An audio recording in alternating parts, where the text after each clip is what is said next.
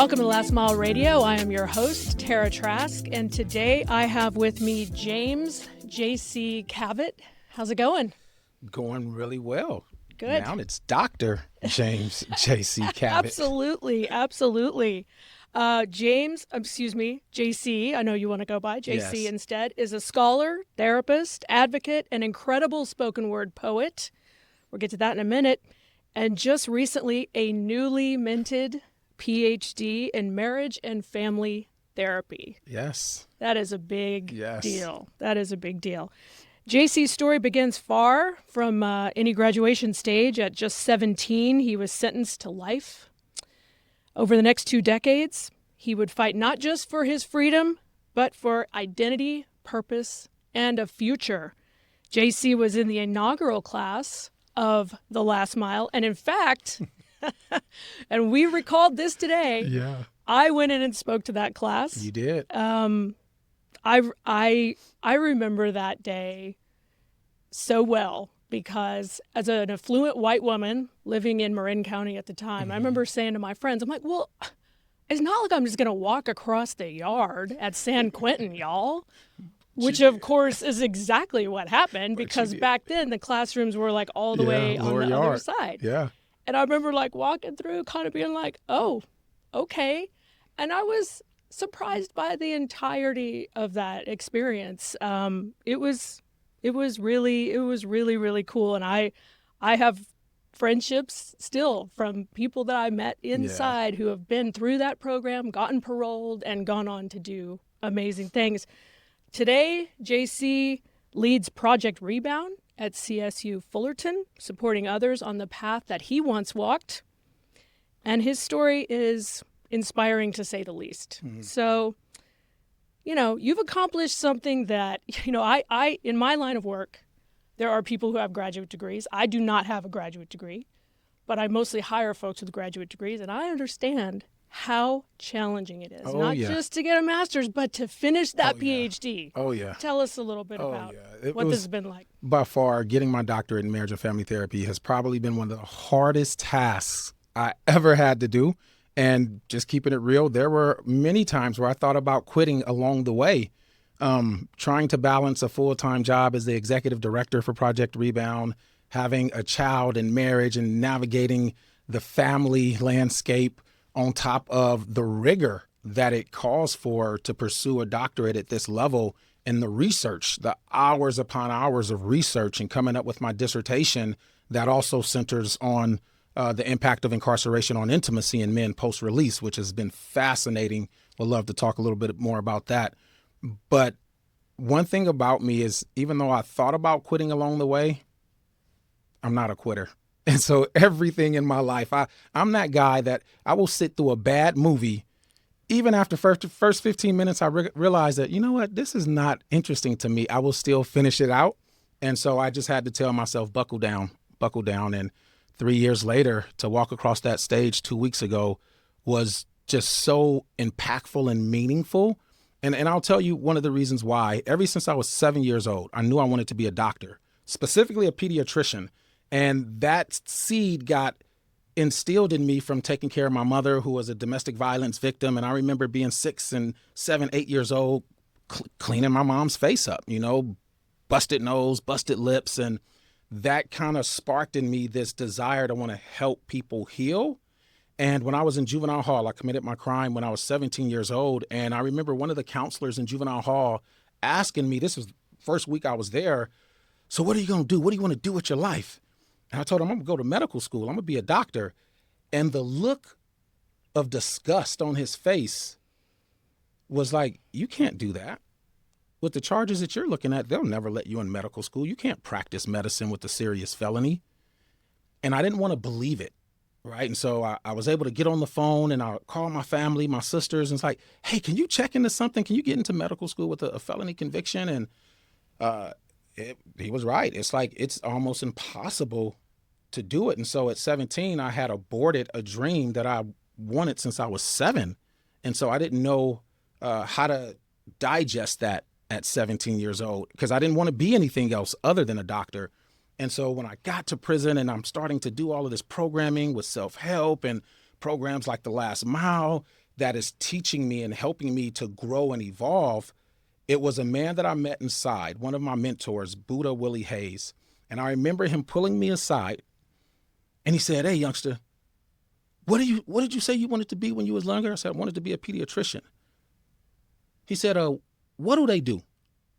I said, "Man, they help people heal. They help deliver babies." And he's like, "But the main thing is they help people heal, right?"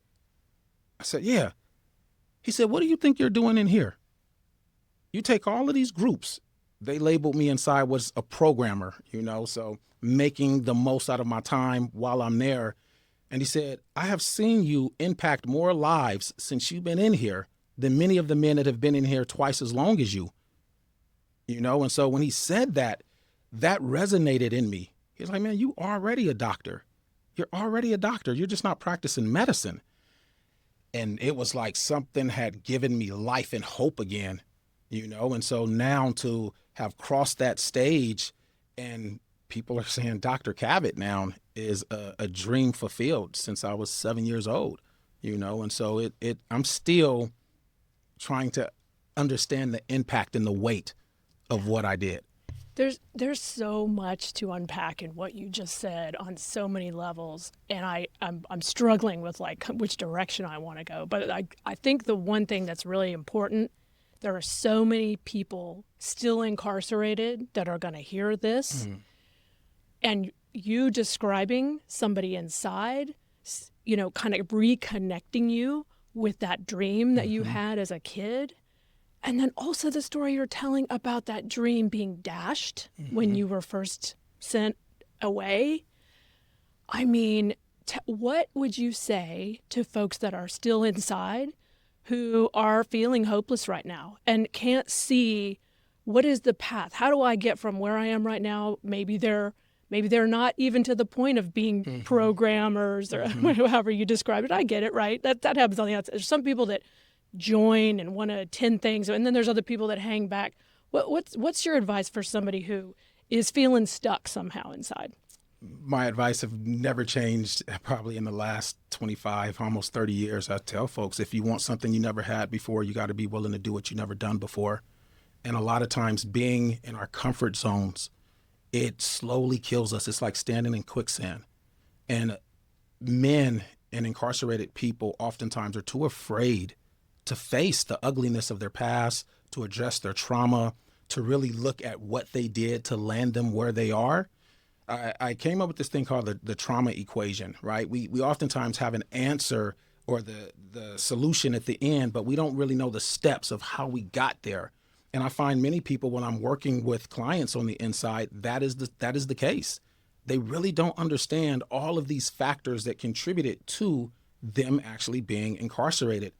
And instead of actually taking a step outside of their comfort zone, going to the group, going to a program, actually talking to a therapist about some of the things that you have lived through and survived, processing out all of the pain, it helps us move from where we are and it helps to usher us or get us a step closer to where we want to be. But first things first is we have to be open, have an open mind to do and try something different because nothing changes if nothing changes. Right. And so I think that would be the very first thing that I would say is do something different. Right. Right. Right. Buddha, I'm gonna bring Buddha up one more time because he told me this thing and I use it even to this day. He said this. He said there was this old timer that was sitting on his porch rocking in a rocking chair, and by the guy's feet was this dog, and this dog was yapping and whining, and you can tell something was bothering the dog. And the old timer just continued to rock in his chair as if nothing was happening. It didn't bother him. Well, finally, a passerby said, "Hey, man, what's going on with your dog? What are you making that noise for?" And the old timer just said, "Hey, he's laying on a nail." And he didn't say anything else for a while. And he said, "Well, how come he doesn't get up and move and go lay somewhere else?" And the old timer, just as smooth, said, "It doesn't hurt him bad enough. When it hurts him bad enough, he will actually get up and move and go lay somewhere else." And unfortunately, I think a lot of folks inside, even though they're in prison, it's still not hurting bad enough to actually try to do something else and go move. Yeah. Yeah. I mean, that's preach, right? Like you and I were talking about this before we got here. I mean, changing and becoming a different person, which is a lot of times what it takes. It ain't easy, right? It is not easy. We talk about doing the work inside. We talk about education. We talk about these things. Like, none of that stuff is easy. Looking at ourselves, looking at our history, looking at our past. I mean, the other little piece I was thinking about when I was listening to you, I mean, look, I'm a fluent white woman, right? Like, I just had a lot of blessings that were afforded to me through no fault or benefit of my own. And yet, at the same time, like, I ended up in a psychology degree. Why? Because I was trying to work through all the crap that had gotten me fucked up as a kid. And so I just think that, like, when we're drawn to those particular areas of study, like, there's usually a reason for it. Everybody we know who's in a psychology program is in there because they're like, figure they shit out. 100%, right? Which takes me to education, right? Like, education is so important. Absolutely. And I think if, for me, and I would, I'd say that to people on the outside, like, no matter what, education is still always important. I think for folks on the inside, Education was my pillar. The one thing, even before I got incarcerated, I was always a good student, A and B student, like, through and through. And class and school came relatively easy to me, regardless of all of the trauma that I was dealing with in my household with my parents. But I was good at school.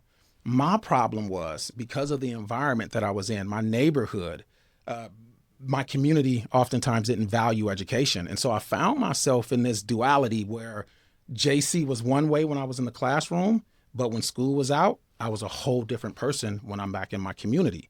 And I hate to use this terminology, but I would kind of dumb myself down, purposely sag my pants, I'll turn my hat, because I refuse to be a victim. And so I learned very early on that, okay, if I act this way when I'm here, I can go under the radar, no real major ripples. But when I'm in class, I'm dialed in. My grades mattered to me because I always believed that education was going to be my way out of poverty, was going to be my way out of the hood. And when I found myself in that juvenile hall cell at 17 years old, and I'm questioning myself, how did I get here? How did this straight A student, I had just taken my SATs, I had already been looking at colleges, how was I now sitting in a cell and at that time looking at the death penalty? What happened? And it took me a long time to have an answer to that. The one thing that I did decide to do in that juvenile hall was go back to my first love, which was the classroom. And so from juvenile hall, I got my GED in juvenile hall within the first couple of weeks. Once I got transferred over to the county jail, I signed up to be a GED tutor. I wanted to make sure that I was wherever education was happening at. When I finally got to a level 4 prison, and I remember going to what they call our committee, or ICC committee, and this is where they say what job you're going to have in the prison while you're here.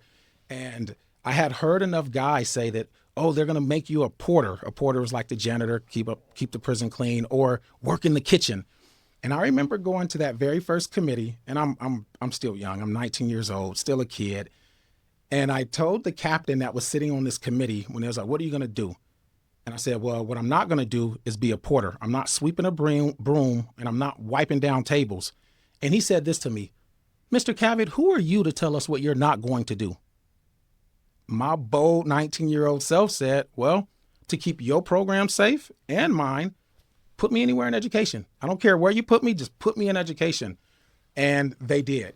And so then came me getting all of this other knowledge and vocational trades up under my belt. And my whole entire 22 years of incarceration, I was in classrooms the entire time. And wow. so. And part of that was obviously because you pushed to be in there. Absolutely. Tell us about what impact on your story the last mile has had, and you're graduating from the last mile. Because that was back before we did the coding program. Right? You were in the entrepreneurship program. Which I can remember meeting with Chris and Bev the first time, and we met in the chapel. And it was very interesting because they came in with this huge idea, and Chris had asked me this question, do you think this would resonate with the guys on the main line? Absolutely. Absolutely. He also posed a question to me that first meeting that I didn't have a response to. He said, if resources wasn't an option, what would you want to do for a business? And up until that moment, I realized that I had a glass ceiling on my thinking. I had never thought about that. No one had ever posed a question to me like that, because resources defined everything to me in my world. And when you remove it, I didn't know. And so I went back to my cell and I thought about it. And one of the things Chris had tasked me to do, him and Bev, was go find a group of men that you feel that would be interested in piloting a program. And I did. And that's how Kenyatta Leal came on board, and David Monroe and James Houston and Phillip. We got together and folks was vested into this idea. Last Mile has had such a significant impact. I met my wife, who we are starting our 15th year together, through the Last Mile, right? One of the components back then, we had to do this social media, Quora, blog, tweets, stuff that we haven't even heard of. And back then it was all, y'all were like writing out on, yes, literally. I remember they created this sheet that had these little squares on it for the characters, and it couldn't be over this amount of characters. And we would have to give that to Bev, and Bev would give it to the prison officials to vet it, and before it could ever go out and get posted, all of these processes. And there was one particular post that I had written. Someone on Quora had asked the question, if you can go back and tell your 8-year-old self something, what would it be? And I wrote this, one and a half page reflection, and it wound up getting picked up by the Daily Love. And lo and behold, that post my wife saw on this particular day when it was featured, and it was impactful to her. And she took a chance on writing this convict, this inmate at San Quentin. And I remember we call it the miracle letter because it never should have gotten to me. It just said, James JC Cavitt, San Quentin State Prison. It didn't have my CDCR number. It didn't have my cell number. They returned mail for the slightest thing, but this letter got to me. And it was only a few lines in the letter. Just want you to know that your words are having a tremendous impact beyond the walls of San Quentin. That was pretty much it. And so I wrote back and said, oh, thank you. Nice to know that someone's, interacting with my stuff. Sounds meant to be to me. And yeah, now it's been 15 years, And so the other thing that Last Mile has really helped with, especially Beverly. Oh my God, the amount of times that Bev will talk about posture and presenting. I know. I need to stand. I need. She's probably watching right now. If you know Bev, Bev is gonna get you on that posture. Suck in the gut. Yep. Head up, chin up, and just being confident. That's one of the huge things that the Last Mile gave me. Being able to host numerous demo days and present in front of large audiences and know what it is that I'm talking about. It helped boost my confidence. And it let me see my worth and value, even though I was in prison. Yeah, which is such a huge gift. Absolutely. Right? You are also a Last Mile scholar, a Last Mile recipient. The Turn to You scholarship. Of the scholarship program. Do you want to talk a little bit about that and how that impacted what you've done? This huge accomplishment. So when I first came home, I knew that I wanted to go to school. I paroled on a Friday. The following week, I was at Cal State Fullerton meeting their director at Project Rebound. I said, I don't even know how I'm going to pay for school. I don't even know how I'm going to enroll in school, but I need to be in the classroom. And so that started this process. I knew I didn't want to do coding. And at the time I came home, 7370 was a huge deal. And I remember Chris and Bev when I was in San Quentin, was like, you sure you don't want to come over? You sure you don't want to come over? And I knew then, even though it was a great opportunity, and I'm watching Chris Schumacher and I'm watching others like really start to thrive in 7370, I said, I don't want to be stuck in front of a computer all day. That's not my personality. I know that I'm a people's person. And I passed it up a couple of times.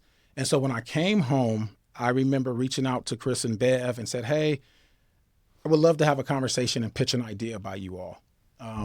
And I actually was in the Bay Area, and Chris and Bev took me out to dinner. And I said, I know I don't want to do coding, but I want to do school. Is there any way that Last Mile could help us that maybe coding is not our thing? Maybe we want to do something else and to offer some support to the graduates of the Last Mile. And Chris and Bev, they discussed it and said they were going to go back to the board and talk about it. And lo and behold, it's like, yeah, I think we can do something.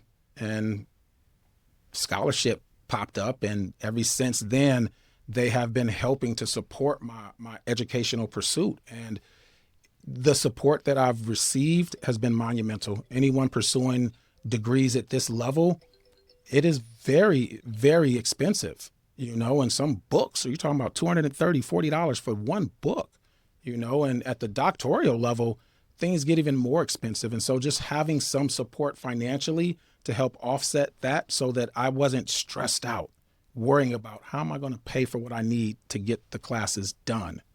And so the Last Mile stepped in repeatedly semester after semester, and I was proud to share my grades with them every semester, how well I had performed, because I realized it wasn't just for me.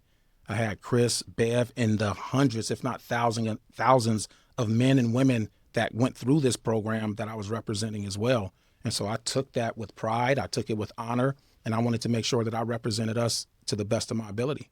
Well, I think you have managed to do that.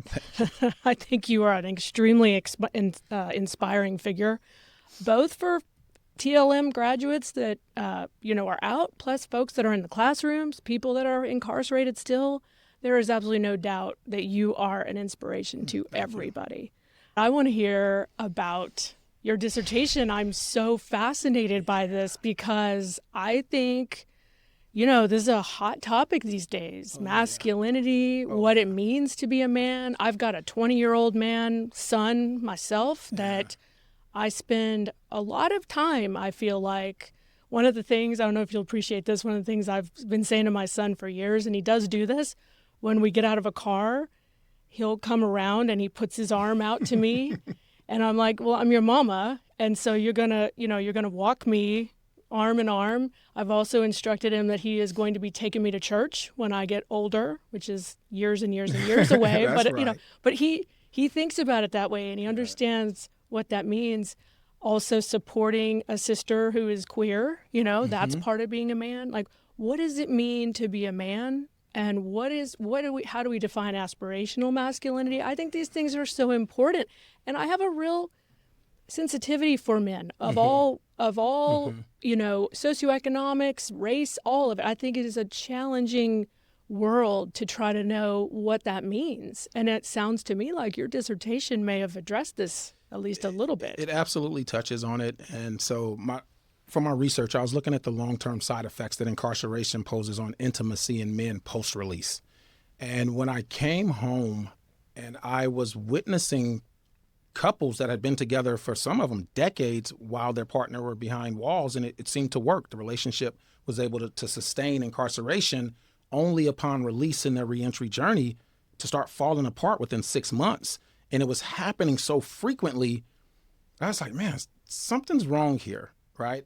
And just to jump in, like what was that quantified at all? Did you have? I understand your research was probably a mix of quantitative and qualitative, if I had to guess. It's not. I didn't do a mixed method approach. Okay. So it is 100% qualitative. Gotcha. And so interviewing folks with this lived experience, seeing how they navigated intimacy, asking questions about what was your sexual expression while you were behind the walls, because when you're incarcerated, the restrictions upon relationships is very present. It is as if the incarceral system is designed to separate and not foster connection. And so men start to lose touch with just having a regular conversation, even with the opposite sex. That can be something that is threatening on the inside because, over familiarity with staff. You talk to this free staff or this volunteer for too long. Now you're in the hole, you're getting written up, all of these collateral consequences from just even having a normal conversation. And so a lot of men learn to ostracize or cut off that normalcy of just talking and communicating with the opposite sex. They believe that, okay, when I come home, it's going to be like a light switch flicking and I can just instantly reconnect with being vulnerable and knowing what to say and it's not happening. It's not happening. In fact, which makes sense if you think about it for 2 seconds, right? Absolutely. You're in this other environment that requires you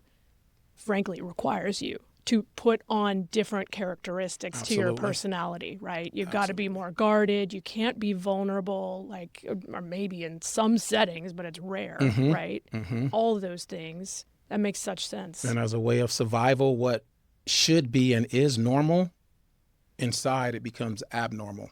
Right. As a maladaptive coping mechanism to keep yourself safe. Yeah, of right? course. And so when you condition yourself for years and even decades, it doesn't happen. It doesn't just come on when you think it would. And so when men are coming home, they're having relational issues with being frank, with either getting an erection, keeping an erection, or climaxing. And so I found that was really, really interesting. And this is what I've discovered is when men are in relationships post-release, get this, Tara, when it is with a partner that they know, the men struggle with intimate vulnerability with their partners. Right. When a man has just what they call these hookups, they have no issues.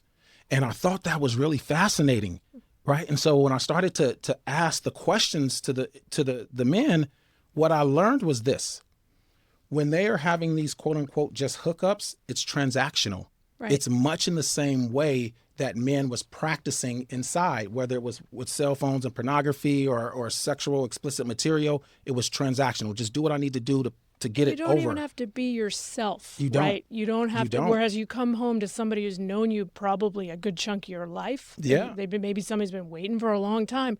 They know you. Yes. They know you. And when it's someone that you know, there is usually a setup before the intimate act. There's the act itself, and then there's what comes after the act. When you're inside, those stages of progression, it doesn't happen in much the same way. Right.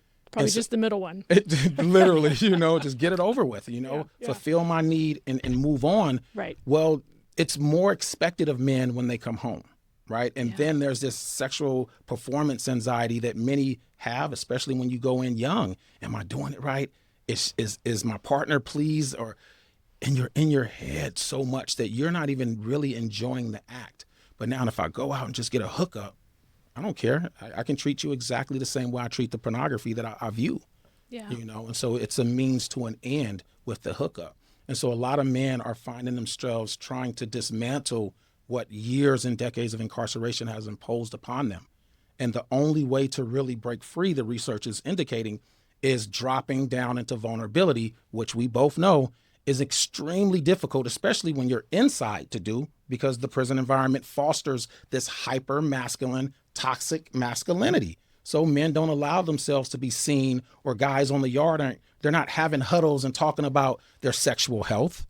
That's not happening in the inside. And I would imagine too, something that just popped into my head is like with time progressing, a lot of guys that are on the inside, like they're not even seeing, we've seen a lot of progression in the culture on these issues in terms of men being able to be more vulnerable, things like that. But that may not be getting through obviously the life you have to live when you're inside is one thing, but even having the understanding of what it's like now, because it is different than it was, say, 20 years ago.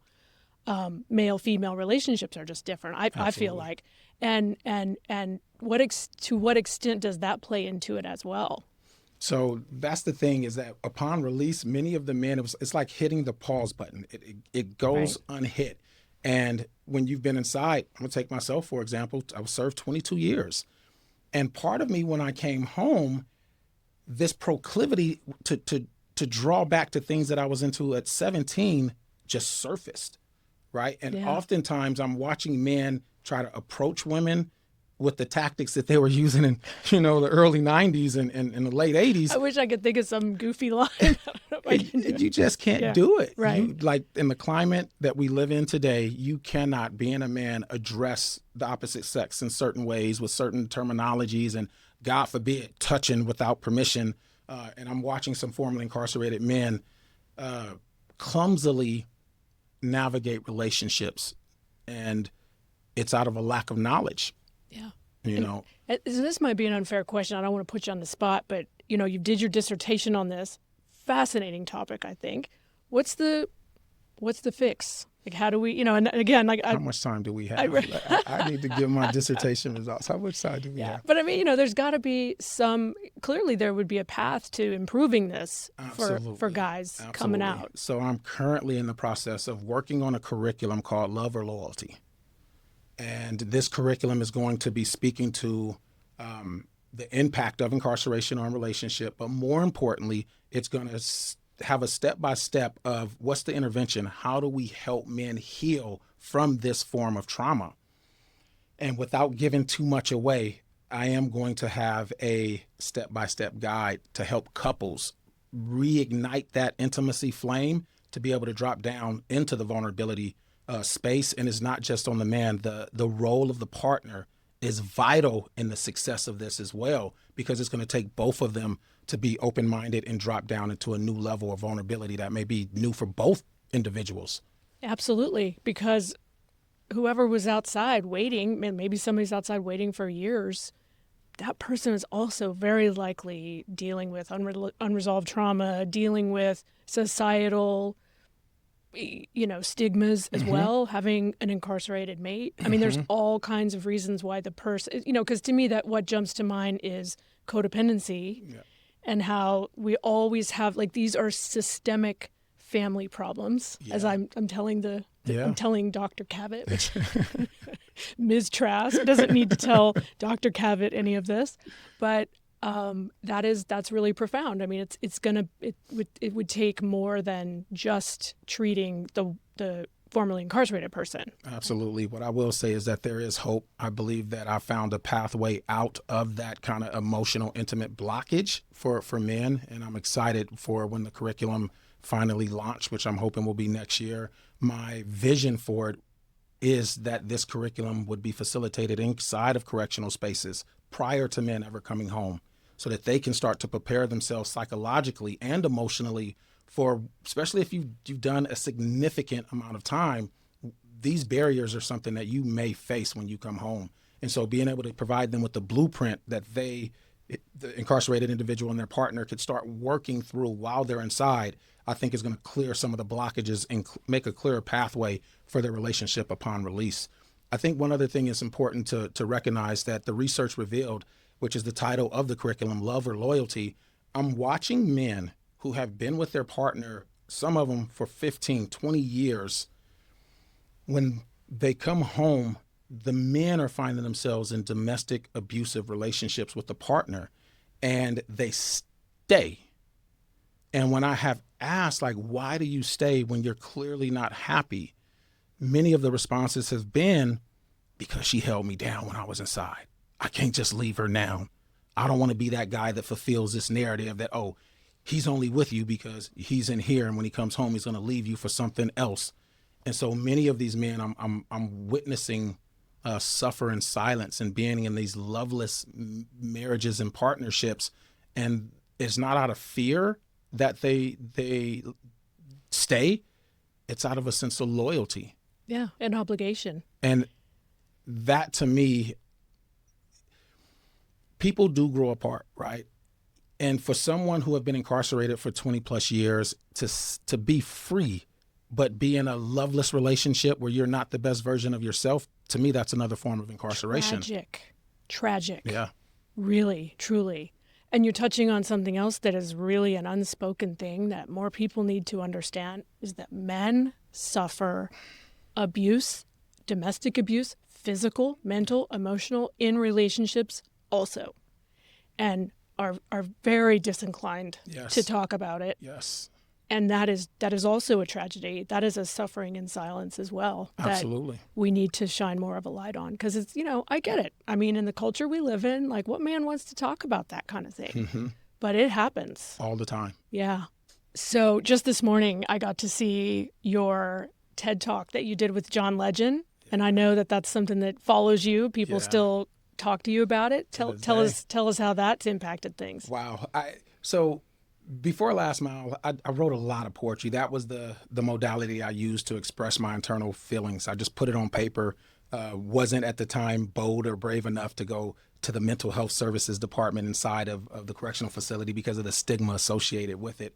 And so I wrote a lot. And I wrote in the form of poetry and short stories. And I can't even recall how or who brought it up the very first Last Mile, when it's JC does spoken word. And I think it was Chris or Beth. One of the two of them said, could you share something? And I remember sharing something, being nervous. And it was Chris. It was oh my God, this is powerful. We need to get you on TED. I had never heard of TED. I had never heard of it before Chris mentioned it.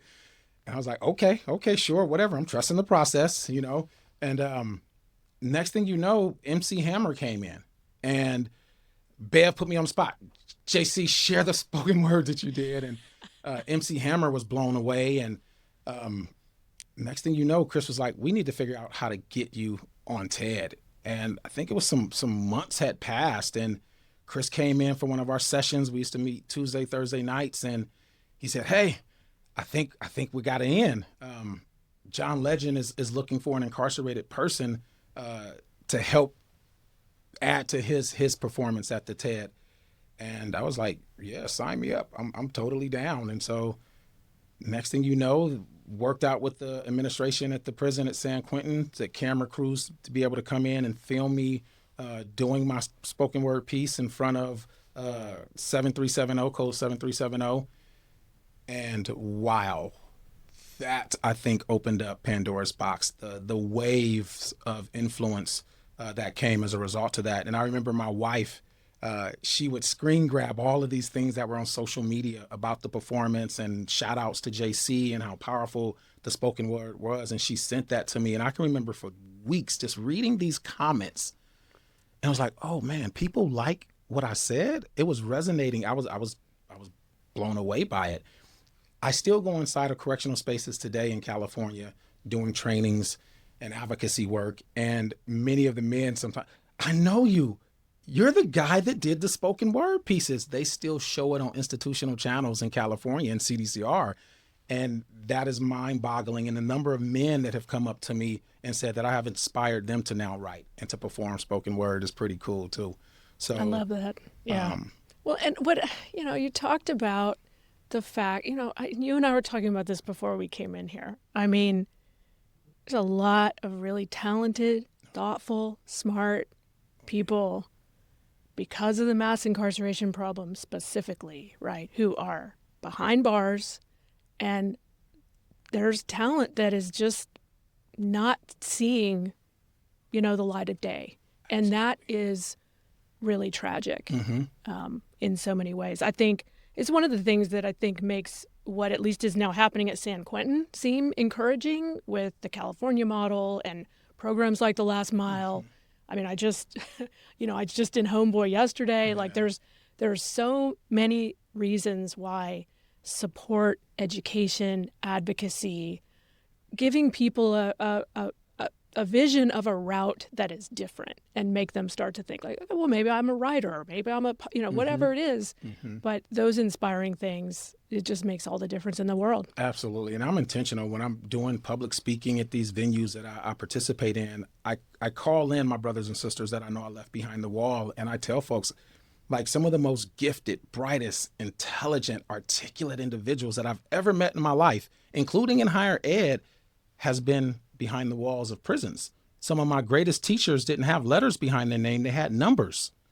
And I'm dull in comparison to some of the men that poured into me and helped me find my authentic self. Buddha Willie Hayes, this guy, he was a professor. He helped so many of us young guys find our way, right? And so he needs to be an honorary doctor somewhere because of the knowledge that he passed on of not only how to survive incarceration as a young person, but how to thrive in that environment. I wish more people could see the gems behind the wall. Yeah, absolutely. The other thing I wanted to ask you about is, you were in the entrepreneurship program, so that's a little bit different than the coding program. And I remember vividly, it's been a number of years ago now, but still, I remember going to one of the Freedom Hikes, and it was at the time when Chris and Bev would go around and everybody still had to kind of introduce themselves. And I mean, every single person who was a Last Mile graduate was articulate. They knew exactly what they were saying. They had their little elevator pitch of who they were, what they were about, what their future plans were. They had all of that dialed into this 15-second thing. Yeah. And meanwhile, I'm over there like blah, blah, blah, blah, blah, blah, just felt like an idiot.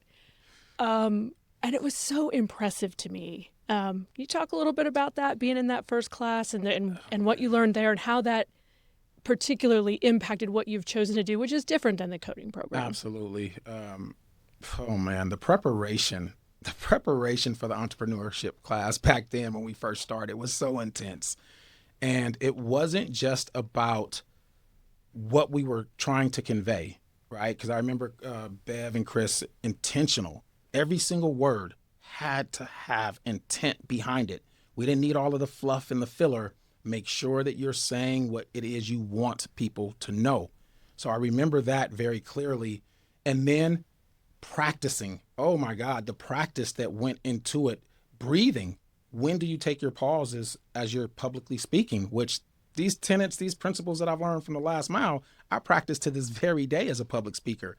And knowing what it is you are talking about, which for us, it was our business. We birthed the idea. We did the research. We drafted up the elevator pitch, which turned into a longer 5-minute pitch for demo day. Trusting the team of the other men that was in space with me. And we would be on the yard, in the chow hall, in education, and we would, on the spot, let me hear it. Let me hear it. So I may say my pitch literally 12, 15 times a day. And it was constantly making sure that you knew. The advice that I would give for anyone thinking about participating in it is, one, make sure that what it is you're talking about, you're passionate about. It's hard to fake passion. Either you have it for it or you don't. And so do something that you're passionate about.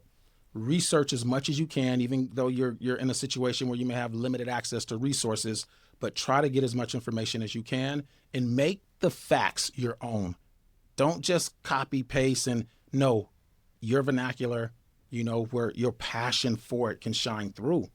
And when that happens, it has a way of inspiring others or creating this belief in the space that, oh man, I think this is a great idea. And I believe you're the best person to do it. That is the advice that I would give. Like, find something that you're passionate about and don't give up on it. There were so many reiterations of ideas in the very first cohort of Last Mile. And some people just pivoted from their business idea altogether. So we thought only to have it fold back in towards the end. And so it's a process. It's a process, and it's difficult at times, but the payoff at the end is so worth it. Yeah, that's amazing. I mean, I think that's true of anything that's worth doing, right? It's almost always going to be an iterative process where you're going to have moments on that journey of getting to a really great, maybe you're going to do a talk or a presentation on something you really believe in. There's going to be moments on that little journey that you're like, okay, this sucks. Yeah. Like I could go back to the drawing board here. But when you do, and then you cycle it back, like it just takes a long time to get to gold. Mm-hmm. It doesn't just spring up without difficulty or effort. One last thing, Tara, that as you said, that popped into my mind about those early days is the imposter syndrome amongst our cohort. These were some dynamic men, but I think many of us, if not all of us, felt like imposters, as if we didn't deserve the opportunity that was being presented to us. And so one of the things Chris and Bev, I think, were intentional about was helping us to see our worth and value, right? When we didn't feel like we deserved it. Right. And so pointing that out, like, no, you're worthy of this opportunity. And when they would bring in guests from outside, authors and folks from the business school, and to help us craft our business, and when we'd have these conversations with folks, every single class, and Chris will attest to this, I would ask this question, or Chris would ask it, how many of you, after having met with us, sat in session with us, would hire us if we were released? And all the time. Yeah. It was like, absolutely, I would give you an opportunity. That helped us see our value, even though we were still in prison. Which I think is so true of folks that are incarcerated, people who've survived a lot of trauma. I mean, imposter syndrome is certainly not completely, what's the word I'm looking for? It's not just inside San Quentin, right? That's true of so many people. Absolutely. But I do think that having that view, having somebody say, no, you are worth this, it makes all the difference in the world.